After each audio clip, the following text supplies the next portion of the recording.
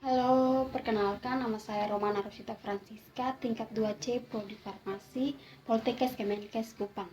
Kali ini saya akan membawa materi tentang protein beserta dengan penggolongannya. Selamat menyaksikan. Protein berasal dari bahasa Yunani yaitu protos atau proteos yang berarti pertama atau utama. Protein juga merupakan komponen penting bagi sel hewan dan manusia karena memiliki fungsi yang diantaranya 1. Sebagai zat pembentuk dan pertumbuhan tubuh, 2. Membantu menyeimbangkan cairan dalam tubuh, 3. Mengikat hemoglobin dan mengangkut oksigen dalam darah, dan yang keempat, berperan untuk melawan bakteri. Yang berikut penyusun protein.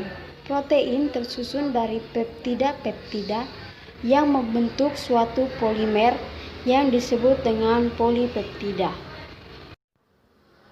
Struktur protein.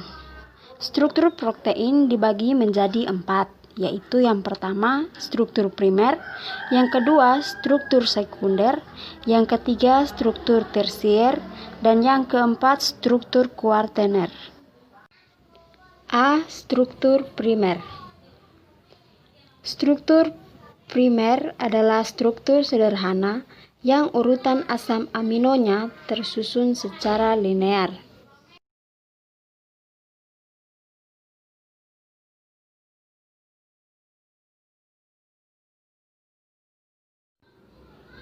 B. Struktur sekunder.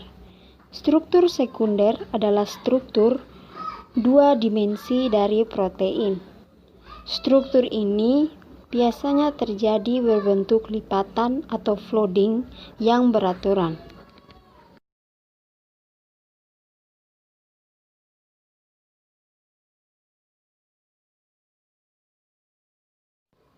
C. Struktur tersier.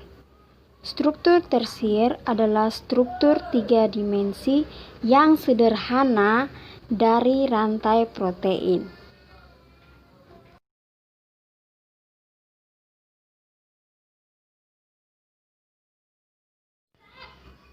D. Struktur kuartener.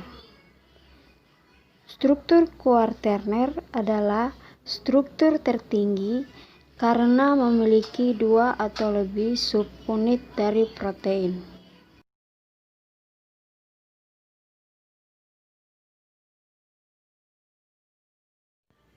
Selanjutnya kita masuk pada penggolongan protein. Yang pertama berdasarkan bentuknya. A. Protein globular, yaitu protein yang rantai polipeptidanya berlipat rapat-rapat menjadi bentuk globular atau bulat yang padat atau bentuk bola. B. Protein serabut adalah protein yang tidak larut dalam air dan merupakan molekul serabut panjang dengan rantai polipeptida yang memanjang pada satu sumbu dan tidak berlipat menjadi globular. Yang berikut berdasarkan sifat fisis. Yang pertama, protein gabungan adalah protein sederhana bergabung dengan radikal non-protein. Yang kedua, protein sederhana, yaitu protein yang pada saat dihidrolisis hanya menghasilkan asam amino atau derivat-derivatnya. Yang ketiga, protein asal.